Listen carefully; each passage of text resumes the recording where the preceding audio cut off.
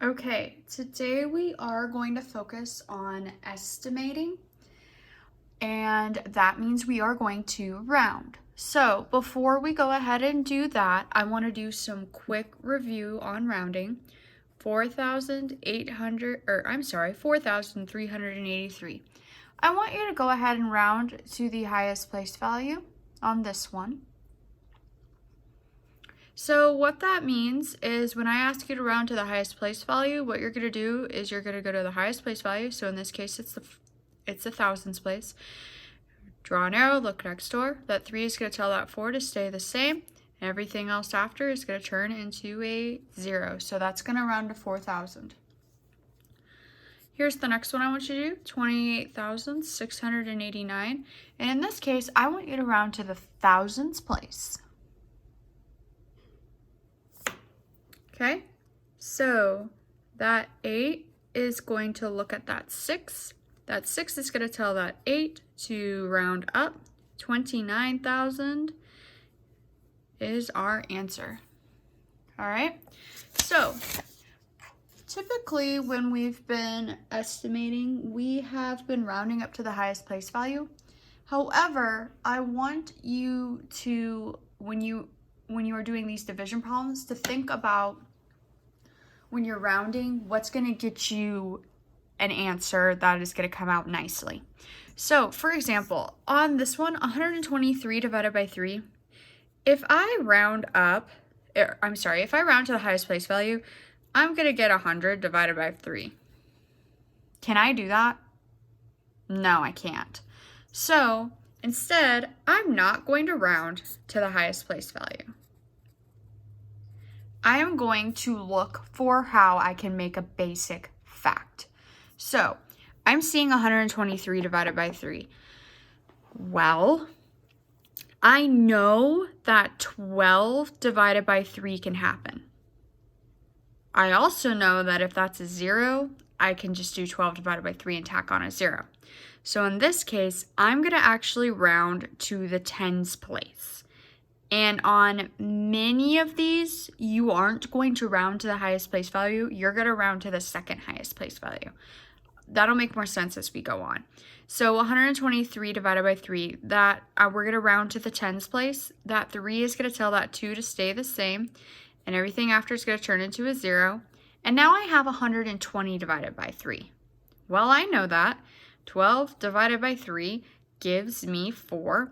Tack on a 0.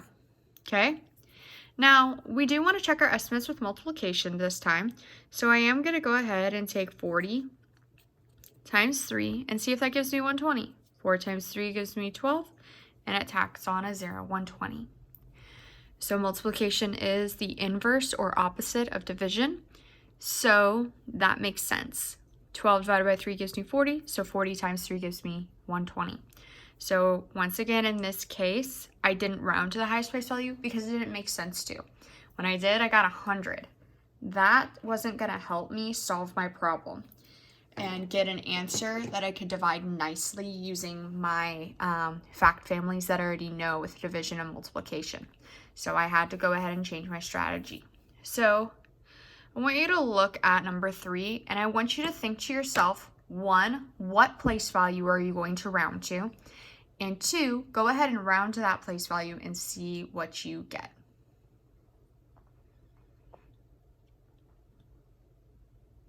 Okay, so I have 244 divided by 6 here. Well, I need to think to myself, what's going to get me an answer that's going to work? Well, if I round to the highest place value, I'm going to get, that's going to tell that to stay the same. I'm going to get 200 divided by 6. Well, I can't do 20 divided by 6, and I don't know 200 divided by 6. I don't think that comes out nice, so I can't do that. Okay, what if I look at the next one? 4 here, that 4 is going to tell that 4 to stay the same, and then a 0. 24 divided by 6, I know that one. So let's go ahead and round to the tens place. That 4 is going to tell that 4 to stay the same. And I have 240 then divided by 6. Well, I know that. 24 divided by 6 gives me 4. Tack on a 0 gives me 40. I am going to go ahead and check it with multiplication really quick just to make sure I'm correct. 40 times 6, 4 times 6 gives me gives me 24. Tack on a 0, 240. So in that case, yep, we are correct to do that. I want to now go ahead and skip down to problem number 9. So go ahead and skip down to problem number 9 on your paper. I want you to go ahead and give that one a go. I want you to figure out what place value you need to round to. I want you to round to that place value, and I want you to solve, and then I want you to check with multiplication. Please go ahead and do that now.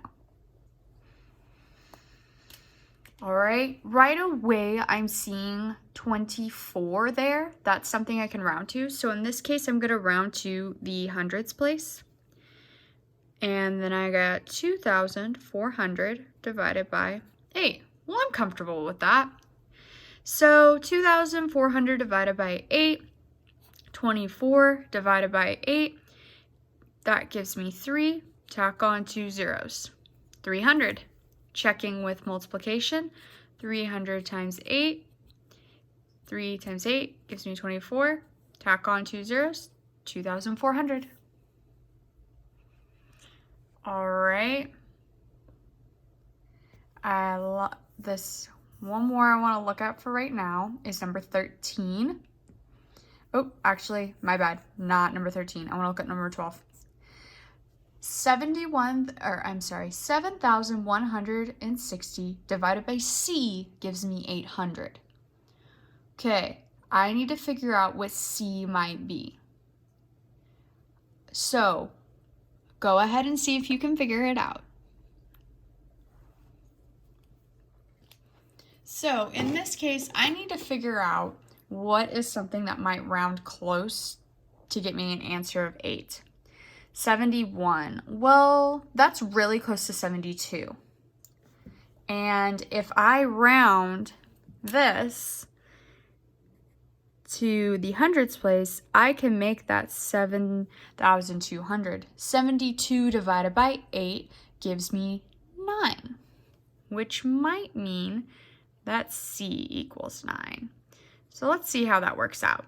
72 divided by 9 gives me 8. Tack on 2 zeros. So C is about 9.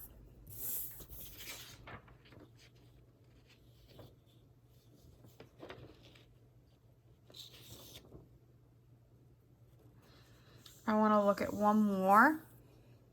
Oops. Sorry. Let's look at number 16. Terrence earned 806 points on 9 tests. If he earned about the same number of points on each test, about how many points did he earn on each test? Go ahead and see if you can figure that out on your own. Okay, so he earned 806 points on 9 tests, and we want to figure out how many he earned on each test. So I know I need to round because this magical word about means to round when you see it in a word problem. So 806, well, if I round down to 800, 80 divided by 9, that doesn't get me anywhere. But if I round up and turn 806 into 810, then I have 810 divided by 9. 81 divided by 9 gives me 9. Tack on a 0. So he earned about 90 points on each test. So with the rounding with division, I want you to make sure that you are focused on making sure that when you round to something that gives you a workable problem. So 81 divided by 9, you can find that basic fact and do that and tack on zeros. So make sure when you round, you end up with a basic fact. If you don't, choose a different place value to round to until you can get a basic fact.